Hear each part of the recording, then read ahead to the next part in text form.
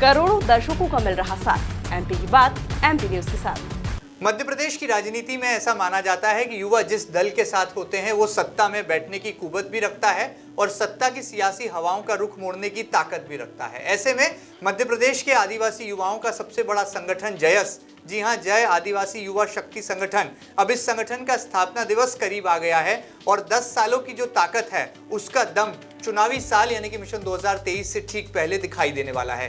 किस तरह से जयस के स्थापना दिवस समारोह को लेकर बड़े पैमाने पर तैयारियां की जा रही हैं। कांग्रेस के विधायक हैं डॉक्टर हीरालाल अलावा, जो कि जयस का झंडा भी उठाते हैं और आदिवासी युवाओं की आवाज बनकर सदन में गूंजते भी हैं। आज आपकी मुलाकात कराएंगे डॉक्टर अलावा से और जानने समझने की कोशिश करेंगे कि जयस कैसे कांग्रेस और भारतीय जनता पार्टी से इतर इस चुनाव में अपनी भूमिका को सशक्त ढंग से निभाने वाला है। डॉक्टर अलावा जी, आपका बहुत बहुत स्वागत है एमपी न्यूज के साथ। बहुत धन्यवाद ब्रेकिंग न्यूज को। डॉक्टर हीरालाल अलावा लगातार जिस तरह से राजनीति में सक्रिय हैं, कुछ ऐसी ही आवाज उनकी गुंजाई देती है, गुंजायमान होती है आदिवासी समुदाय में भी, और आदिवासी युवाओं की बड़ी फौज जो है माना जाता है उनके पीछे कदम ताल करती है। स्थापना दिवस है जयस का, इंदौर में एक बड़ा मंच जो है सजने वाला है और माना जा रहा है कि तमाम बड़े राजनेताओं की नज़रें और निगाहें इस मंच पर होने वाली हैं। डॉक्टर हीरालाल अलावा जी, किस तरह से जयस के स्थापना दिवस की तैयारियां शुरू की हैं और क्या माना जाए इस चुनावी साल में एक बड़ा शंखनाद करने जा रहा है आपका संगठन? जी हाँ, सबसे पहले तो ब्रेकिंग न्यूज का जयस परिवार बहुत बहुत धन्यवाद और आभार प्रकट करता है। एमपी न्यूज आभार प्रकट करता है। जयस स्थापना दिवस, अभी जयस के जो 10 साल सफलतापूर्वक पूर्ण हुए हैं और संगठन के माध्यम से हमने अंतिम पंक्ति में खड़े वर्ग आदिवासी समाज के जल जंगल जमीन की लड़ाई को हमने सरकार तक पहुंचाया, उनके अधिकारों की बात सरकार तक पहुंचाई और सड़क के साथ साथ जो जयस युवाओं का संघर्ष था आज सदन तक भी पहुंचा है। और इसी सिलसिले को आगे बढ़ाते हुए हमने 2018 के विधानसभा चुनाव में एक विधायक के तौर पर मुझे प्रवेश मिला और आज जब 16 मई 2023 को हम जयस स्थापना दिवस मनाने की तैयारी कर रहे हैं तो हमने इस स्थापना दिवस को जयस मिशन युवा नेतृत्व 2023 का नारा दिया है और इस नारे के माध्यम से प्रदेश के ऐसे आदिवासी युवा जो पढ़े लिखे संवैधानिक अधिकारों का ज्ञान रखते हैं, जिनके परिवार में परंपरागत राजनीति कहीं दूर दूर तक नहीं, ऐसे नए युवाओं को हम विधानसभा तक पहुंचाने के लिए दृढ़ संकल्पित है और हम नए युवाओं को विधानसभा के साथ साथ लोकसभा में भी पहुंचाने के लिए दृढ़ संकल्पित है।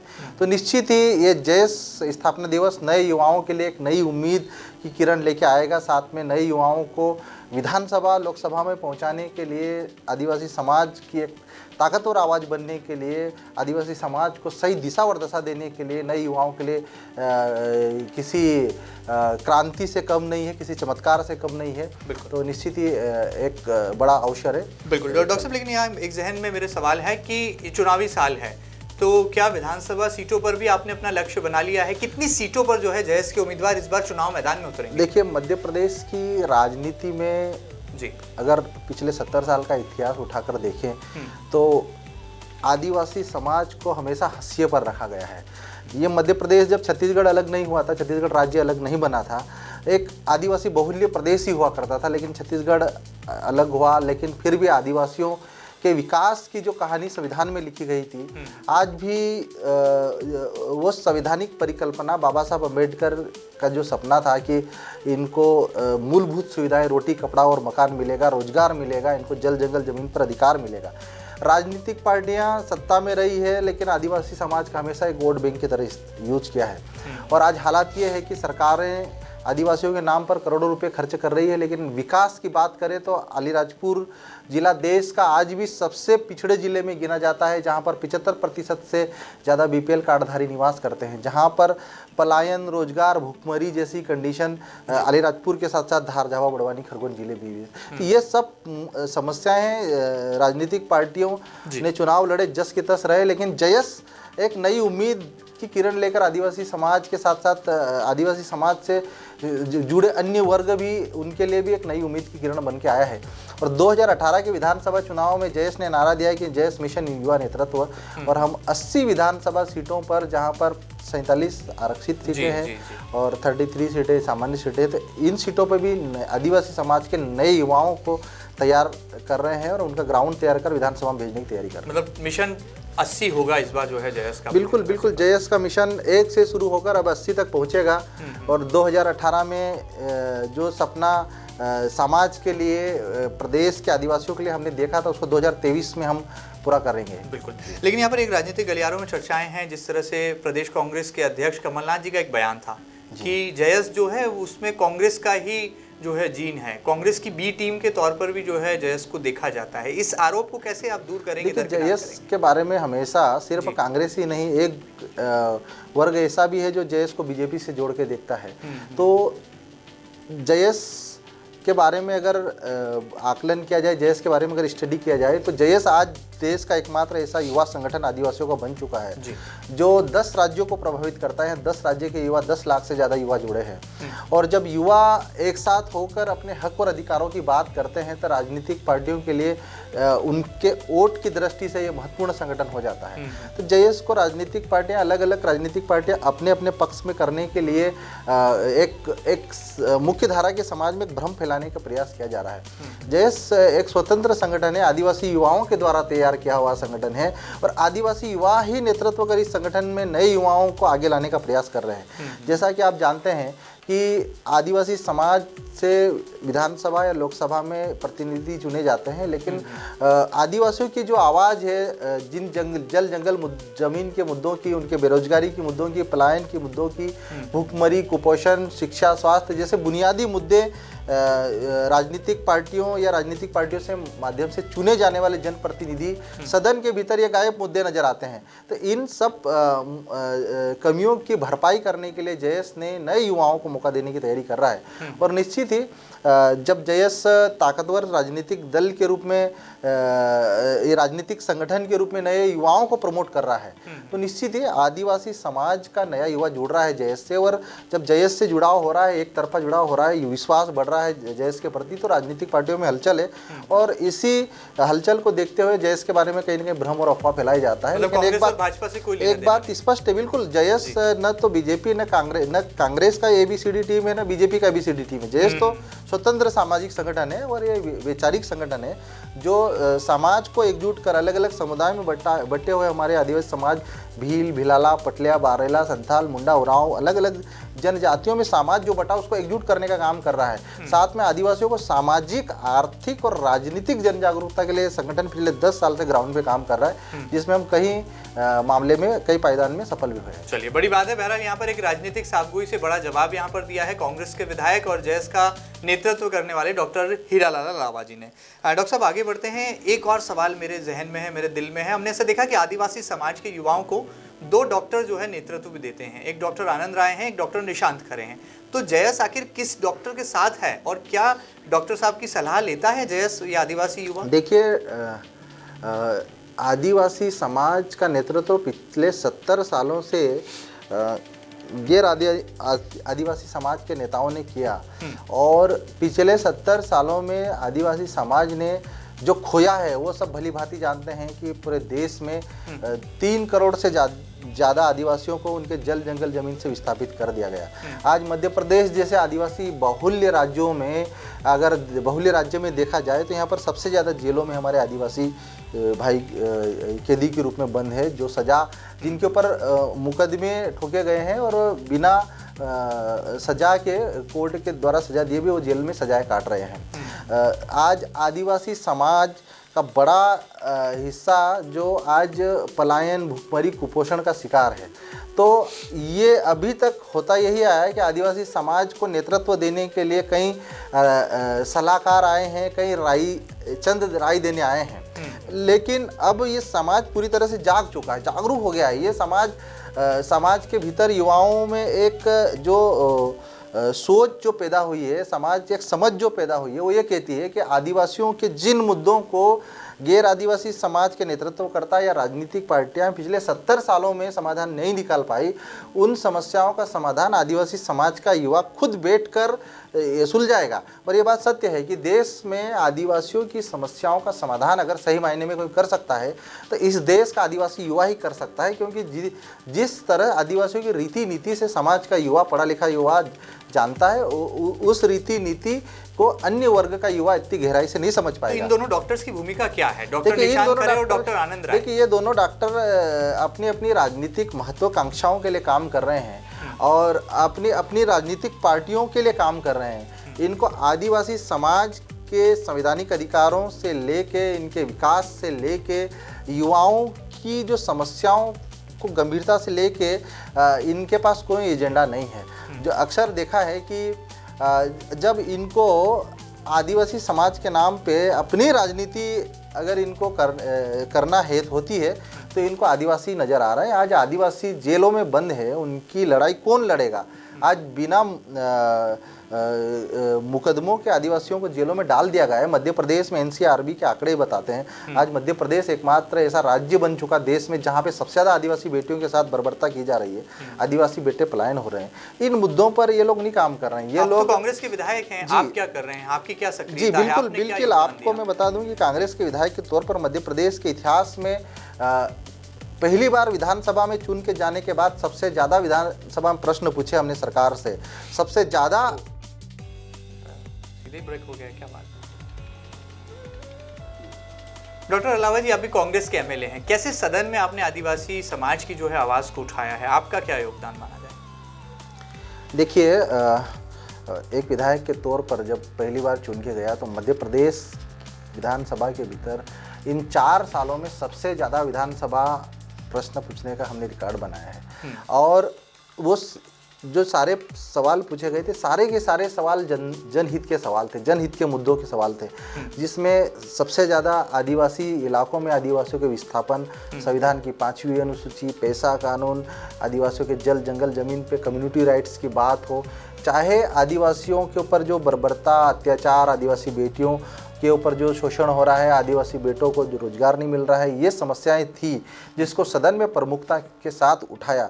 और हम चाहते हैं कि हमारे नए युवा जो विधानसभा में जाने के सपने देख रहे हैं, ये सब मुद्दों को लेकर काम करें। जो आवाज़ सदन के भीतर लोकसभा में या राज्यसभा में हमारे आदिवासी पुरखों ने उठाई है, खासकर जयपाल सिंह मुंडा जैसे नेतृत्वकर्ता ने आदिवासियों के अधिकारों की लड़ाई जो सदन के भीतर लड़ी है, संविधान सभा में जो उठाई है, तो ऐसा नेतृत्व हम समाज को देना चाहते हैं और इसी दिशा में जयस संगठन मिशन युवा नेतृत्व के तहत काम कर रहा है। अच्छा, ये बताइए डॉक्टर साहब कि जयस का सबसे ज़्यादा साथ कौन दे रहा है? मध्य प्रदेश के 2 बड़े राजनीतिक चेहरों की बात करें तो एक तरफ मुख्यमंत्री शिवराज सिंह चौहान है, तो दूसरी तरफ पूर्व मुख्यमंत्री कमलनाथ है और बीच में जयस है। तो सबसे ज़्यादा साथ और सबसे ज़्यादा आपकी आवाज़ को उठाने का, अधिकारों की लड़ाई को लड़ने का कौन आपको शक्ति और कौन ताकत दे रहा है? देखिए, आदिवासियों को लेकर राजनीतिक पार्टियां अभी तक तो हमें गंभीर नज़र नहीं आई है। दोनों ही दल क्योंकि अगर दोनों ही दल अगर गंभीर होते तो आज आदिवासियों की स्थिति नहीं होती, क्योंकि 70 साल इन्हीं राजनीतिक पार्टियों ने राज किया है। आज आदिवासी समाज के नाम पर योजनाएं बनाई जा रही है, लेकिन ये योजनाएं धरातल पे आदिवासियों तक नहीं पहुंच पा रही। मतलब जयस दोनों से नाराज है, कांग्रेस और भाजपा? बिल्कुल। जयस, देखिए, जयस मुद्दों की लड़ाई लड़ता है, जिन मुद्दों की लड़ाई लड़ रहा है उन मुद्दों को लेकर आज बीजेपी और कांग्रेस से जयस युवक लगातार खासे उनसे नाराज रहते हैं। तो क्या विकल्प की तरफ जाएंगे? आम आदमी पार्टी, समाजवादी पार्टी, बहुजन समाज जयस पार्टी के मुद्दों को आज कोई से भी राजनीतिक दल पिकअप नहीं कर पा रहे हैं। क्यों? इसलिए भी मुझे लगता है नहीं कर पा रहे हैं क्योंकि दोनों राजनीतिक पार्टियां अपने अपने हितों को ज़्यादा महत्व देना चाहती हैं। आज अगर वास्तव में राजनीतिक पार्टियां आदिवासी समाज के विकास के प्रति प्रतिबद्ध रहती तो आज क्या संविधान की 5वीं अनुसूची धरातल पे इम्प्लीमेंट नहीं कर रही होती? आज आदिवासी युवाओं को, बेरोजगार युवाओं को पलायन करने पर जो मजबूर हैं उनको रोकने के लिए स्थानीय स्तर पर रोजगार देने की कोई नीतियाँ नहीं बनाई होती। आज आदिवासी बेटे बेटियों पर बर्बरता, अत्याचार हो रहे हैं, उनको रोकने के लिए क्या सरकार को ऐसे सख्त कानून नियम नहीं बनाई होती। लेकिन अभी तक दोनों राजनीतिक दलों ने जो काम करना चाहिए था आदिवासी क्षेत्रों में, इलाकों में, वो नहीं किया। इसीलिए आज दोनों राजनीतिक दलों को छोड़ के ये पढ़े लिखे युवा जयस के साथ जुड़ रहे हैं। जबकि जयेश सिर्फ वैचारिक रूप से, सांस्कृतिक रूप से, सामाजिक रूप से सिर्फ और सिर्फ इनका हौसला अफजाई करने का काम कर रहा है, इनकी आवाज़ उठा रहा है और इनके लिए सड़क से लेके सदन के भीतर तक लड़ रहा है। तो जो विश्वास इन राजनीतिक दलों को, इनके नेताओं को आदिवासी समाज के भीतर पैदा करना चाहिए था, वो ये कहीं ना कहीं विश्वास पैदा करने में नाकामयाब रहे। ये कितना गौरव का विषय है आपके लिए कि देश की महामहिम राष्ट्रपति द्रौपदी मुर्मू जी वो भी आदिवासी समुदाय से आती हैं, लेकिन आपके समुदाय को इतना बड़े स्तर पर एक नेतृत्व भी मिला हुआ है, तो इसमें अनदेखी की बात जो है थोड़ा सा बेईमानी सी जी जी। देखिए, ये बात हमारे लिए प्राउड का विषय है कि एक महामहिम राष्ट्रपति जी आदिवासी कम्युनिटी से है और उनको इस देश के सर्वोच्च पद पर मौका मिला है। लेकिन हम उनसे ये भी उम्मीद रखते हैं, ये भी अपेक्षाएं रखते हैं। देखिए, इस देश की लोकतांत्रिक व्यवस्था में आदिवासी इलाकों के लिए चाहे शेड्यूल 5 इलाके हो, चाहे शेड्यूल 6 इलाके हो, चाहे ट्राइबल इलाके हो, चाहे शेड्यूल इलाके हो, गवर्नर की भूमिका और प्रेसिडेंट की भूमिका महत्वपूर्ण रखी गई है, खासकर ट्राइबल एरिया के लिए। लेकिन जो भूमिका प्रेसिडेंट रहते हुए या गवर्नर रहते हुए हमारे आदिवासी जनप्रतिनिधियों को रखना चाहिए था, आज महामहिम अच्छी तरह जानते हैं कि आदिवासी इलाकों में प्रशासनिक ढांचा शेड्यूल 5 के अनुसार होना चाहिए, शेड्यूल 6 में प्रशासनिक ढांचा आदिवासियों के अनुसार होना चाहिए। हर स्टेट के गवर्नर अच्छी तरह जानते हैं कि प्रशासनिक ढांचा जो आदिवासी इलाकों में आदिवासियों के अनुसार होना चाहिए। आज ये प्रशासनिक ढांचा तो दूर, आदिवासी समाज के लिए बनने वाली योजनाएं तक आम आदिवासी तक नहीं पहुंच पा रही, उसके लिए भी एक्शन नहीं ले पा रहे। तो ऐसे में हम लोग के ऊपर, आदिवासी समाज के ऊपर उनके मन में एक शंका पैदा होती है कि सिर्फ महामहिम राष्ट्रपति के पद पर जाने से, प्रधानमंत्री या मुख्यमंत्री पद पर जाने से क्या आदिवासी समाज का भला हो जाएगा। लेकिन हमें भरोसा है कि महामहिम जी आदिवासियों के लिए, इस देश के अंतिम पंक्ति में खड़े वर्ग के लिए, उनके संविधान में दिए गए उनके अधिकारों के लिए जल्द से जल्द एक्शन लेंगी और उनके अधिकार जो 70 सालों में ये संवैधानिक व्यवस्था नहीं दे पाई, उनको दिलाने के लिए प्रतिबद्ध रहेगी।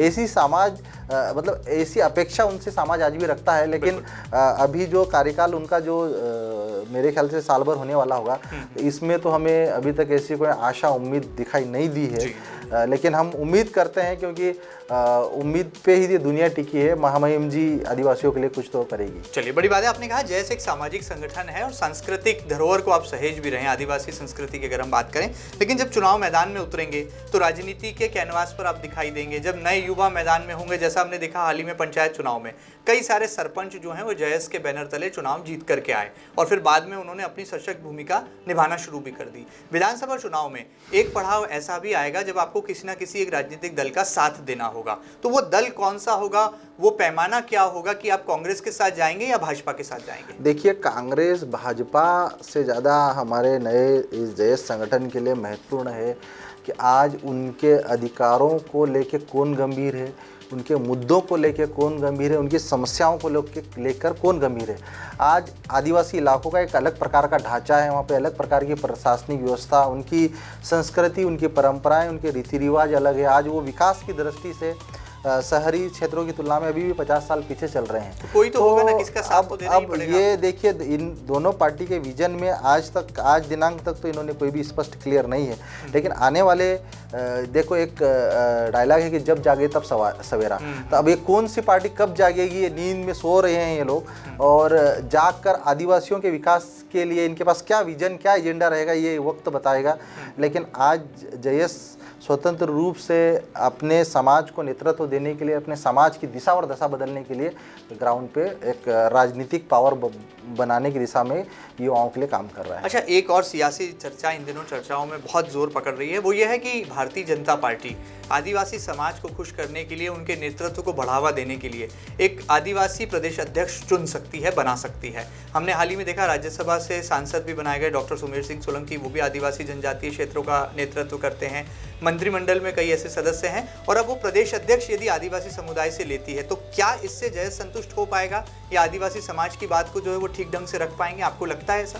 देखिए, प्रदेश अध्यक्ष बना देने से जयेश संतुष्ट हो जाए। देखिए, एक तो भारतीय जनता पार्टी से जो आदिवासी नेता जुड़े हुए हैं, उनके दिमाग में आदिवासी है ही नहीं। पहली बात तो ये लोग बीजेपी से जुड़े जितने भारतीय जनता पार्टी के आदिवासी नेता हैं, पहले तो ये आदिवासी को आदिवासी नहीं मानते हैं। इन नेताओं के नाम आप बता दीजिए। कोई सारे नेता, इनके दिमाग में आदिवासी है ही नहीं। तो इनमें डॉक्टर सुमेर सिंह सोलंकी हो, चाहे और भी आदिवासी बड़े नेता प्रेम सिंह पटेल जी हो, रंजना बघेल जी हो, इनको भारतीय जनता पार्टी और आरएसएस इनके दिमाग में जो बीज बोया है वही इनकी नजर आएगा। आदिवासी को आदिवासी स्वीकार नहीं करते ये लोग, आदिवासी दिवस मनाने का विरोध करते हैं। इन लोगों ने भारतीय जनता पार्टी के जो बीजेपी और आरएसएस से जुड़े आदिवासी नेता हैं, ये विश्व आदिवासी दिवस पूरी दुनिया मना रही है, ये लोग विरोध करते हैं प्रतिवर्ष। अब इनकी ये सोच है तो ये आदिवासियों को भला कैसे करेंगे, जबकि आदिवासी प्राचीन काल से इस भारत का निवासी, मूल मालिक है इस देश का, इसको ये स्वीकार करने के लिए तैयार नहीं है। ये पार्टी के एजेंडे पे काम कर रहे थे। कांग्रेस भला कैसे करेंगे? इसको स्वीकार करती है? मतलब यहाँ पर कांतिलाल भूरिया जी की बात करें, डॉक्टर विक्रांत भूरिया की बात करें तो स्वीकार करते हैं। देखिए, कांग्रेस तो छोड़िए, कांतिलाल भूरिया जी और विक्रांत भूरिया जी छोड़िए, राहुल गांधी जी ने अभी भाषण में बोला कि ये भारत के मूल मालिक है आदिवासी लोग, और ये आदिवासी इनके साथ ऐतिहासिक अन्याय हुआ, इनको अधिकार देंगे, दिया जाएगा। तो ये बात भारतीय जनता पार्टी क्यों नहीं स्वीकार कर रही है? भाई, आप भारतीय जनता पार्टी के बड़े लीडर, चाहे नरेंद्र मोदी जी हो, अमित शाह जी हो, मध्य प्रदेश में BD शर्मा जी हो, ये कभी ये बात स्वीकार करके बताया हमको? आज इनको आदिवासी बोलने में दिक्कत होती है। तो फिर सबसे बड़ा सवाल है कि आदिवासियों के प्रति, आदिवासियों की सच्चाई स्वीकार कौन करेगा? इस देश के हजारों सालों से इस भारत भूमि पर रहने वाले लोग आज अपने अस्तित्व के लिए संघर्ष कर रहे हैं, और ये लोग आदिवासी दिवस मनाने से रोकते हैं। तो ऐसे नेता प्रदेश अध्यक्ष या मुख्यमंत्री बन जाए तो आदिवासी भला नहीं करने वाले ये लोग, क्योंकि इस सोच में खोट है। अगर आदिवासियों के लिए सोच है तो आदिवासियत की बात करें। आदिवासियत की बात करने के साथ साथ उनके संवैधानिक अधिकार है, 5th शेड्यूल 6th शेड्यूल दिया है। ये 5th शेड्यूल 6th शेड्यूल कभी इन आदिवासी नेताओं के मुंह से नहीं निकला, भारतीय जनता पार्टी और आरएसएस से जुड़े नेताओं से, क्योंकि इनको ये अधिकार पसंद नहीं है। आज बताइए, जयस इतना संघर्ष करने के बावजूद भी जयस को ये लोग नकारात्मक दृष्टि से देखते थे। ऐसे लोग कभी प्रदेश के आदिवासियों को भला नहीं करेंगे। चलिए, दोनों ही दलों के बारे में अपनी बेबाक राय भी यहाँ पर रख रहे हैं, और डॉक्टर अलावा हर सवाल का एक मजबूती के साथ जो है पुख्ता ढंग से जवाब भी दे रहे हैं। डॉक्टर अलावा जी, ये उस दौर की राजनीति है जहाँ पर दल बदल जो है ये एक शिगुफा बन गया है, एक ट्रेडिशन बन गया, एक स्टाइल बन गया, पॉलिटिकल स्टेटमेंट बन गया है। तो क्या कभी भविष्य में डॉक्टर हीरालाल अलावा को बड़ा राजनीतिक दल एक बड़ा राजनीतिक ऑफर देगा तो जयस छोड़कर कहीं उसका दामन तो नहीं थाम लेंगे? वर्तमान में कांग्रेस के विधायक जरूर हैं आप। देखिए, जयस डॉक्टर हीरा अलावा को जयस ने एक बड़ी पहचान दी, राष्ट्रीय स्तर की पहचान दी, और आज जयस संगठन के कारण डॉक्टर हीरा अलावा देश के 10 राज्यों में काम कर रहे हैं। तो मुझे तो नहीं लगता है कि राजनीतिक पार्टी इससे बड़ा कुछ कर पाएगी। आज हम संगठन में रहकर एक स्वतंत्र रूप से अपनी बात बेबाकी के साथ सदन के भीतर रख पा रहे हैं। हम देख रहे हैं पार्टी से बंधे हुए नेता अपनी बात तक नहीं कर पा रहे हैं आदिवासियों के लिए। तो हमको कौन सी राजनीतिक पद, क्या बड़ा पद देने वाली है या नहीं देने वाली है, विषय बात की है। बात हम क्या ऐसी राजनीतिक पार्टियां हमें जिन मुद्दों की लड़ाई हम सदन के भीतर लड़ रहे हैं वो लड़ने की स्वतंत्रता देगी। अब इतना बड़ा जिगरा, इतना बड़ा दिल किस राजनीतिक दल में है, दल के पास होगा तो आने वाले वक्त तय करेगा। चलिए, टारगेट आपने तय कर लिया है, कोई टिकट की डिमांड होगी क्या? कांग्रेस हो, भाजपा हो, या और कोई दल? देखिए, हमने टिकट की भीख हम किसी पार्टी के सामने नहीं मांगने वाले हैं। आज जयस ने जिस प्रकार मध्य प्रदेश के 80 विधानसभा सीटों पर जो ग्राउंड तैयार किया है, और उस ग्राउंड के साथ आज जयस के नेतृत्व के साथ में आदिवासी समाज के साथ साथ अन्य वर्ग, गैर आदिवासी समाज, जिसमें मांझी समाज, बंजारा समाज, लोधी समाज, कुशवा समाज जयस से बड़ी संख्या में जो जुड़ रहा है, तो कहीं ना कहीं यहाँ तक कि मुस्लिम समाज भी जयस से जुड़ रहा है। तो कहीं ना कहीं जयस के लिए जयस को एक उम्मीद के रूप में देख रहे हैं वो लोग, और जयस से आशा और अपेक्षाएं रखते हैं, और उनको पूरा भरोसा है कि जयस उनके लिए, उनके समाज के लिए नई योजनाएं लाकर एक ऐतिहासिक परंपरा की शुरुआत कर सकता है।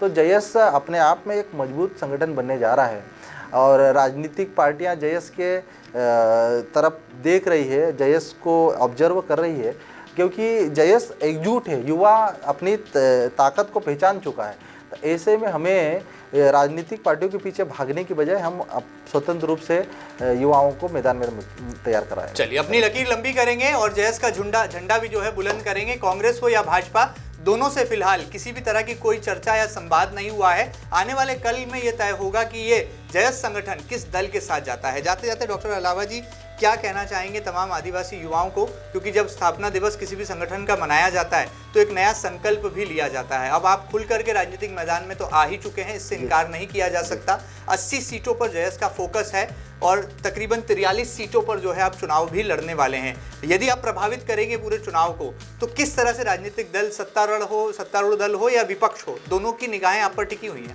देखिए, मध्य प्रदेश की राजनीति में अगर जयस अभी आने वाले समय में ग्राउंड पे उतर गया तो निश्चित ही जिन राजनीतिक दलों ने कभी आदिवासियों के घर में कदम नहीं रखे, आदिवासियों की तरफ देखा नहीं, उनको राजनीतिक पार्टी के बड़े बड़े नेताओं के आदिवासियों के घर घर जाके इनको रात रुकना पड़ेगा, इनके बीच खाना खाना पड़ेगा, इनके साथ बैठकर प्रेम और भाईचारा बढ़ाना पड़ेगा, और साथ में इनके जिन अधिकारों की बात आज हम बात में दावे के साथ बोल रहा हूँ कि भारतीय जनता पार्टी का कोई नेता अनुसूची 5 अनुसूची 6 की बात नहीं करता है, तो ये आने वाले विधानसभा चुनाव से पहले इनको अपने मुंह से शेड्यूल 5 शेड्यूल 6 की बात करना पड़ेगी। और सबसे बड़ी बात, जिन मुद्दों पर राजनीतिक दलों ने 70 सालों से काम नहीं किया, जिन आदिवासी पुरखों को इन्होंने नेग्लेक्ट किया, ये सब उनको याद आएंगे। और जयस संगठन निश्चित ही अगर मैदान में मोर्चा संभालता है तो आने वाले समय में दोनों राजनीतिक दलों के लिए खुली चुनौती रहेगी। और जो आदिवासी इलाकों में जो लड़ाई और जो संघर्ष जयस कर सकता है, इनकी बराबरी कोई नहीं कर पाएगा। चलिए, कहा जा सकता है कि मिशन 2023 से ठीक पहले चुनावी मैच यहां होने वाला है और टॉस हो चुका है। सिक्का फिलहाल हवा में है, हेड आएगा या टेल, इसका फैसला जनता जनार्दन करेगी। ऐसे में जयस भी यहां पर सूझबूझ के साथ देख रहा है किस दल के साथ जाना है, क्योंकि आने वाले कल में किसकी सत्ता होगी और कौन आदिवासी विकास की मूल धारा को यहां पर आगे बढ़ाएगा, उसके साथ जयस खड़ा नजर आएगा। फिलहाल इस खास सेगमेंट में इतना ही। खास बातचीत आपको कैसी लगी हमें जरूर बताइएगा, और ताजा तरीन खबरों के लिए लगातार बने रहिएगा आपके अपने न्यूज चैनल MP न्यूज के साथ। फिलहाल दीजिए इजाजत, नमस्कार। MP की नब्ज, MP का हाल, मध्य प्रदेश की हर खबर MP न्यूज TV के साथ। लगातार खबरों के लिए सब्सक्राइब करें हमारा YouTube channel MP news TV। Latest updates के लिए बेल आइकन दबाना जरा भी न भूलें।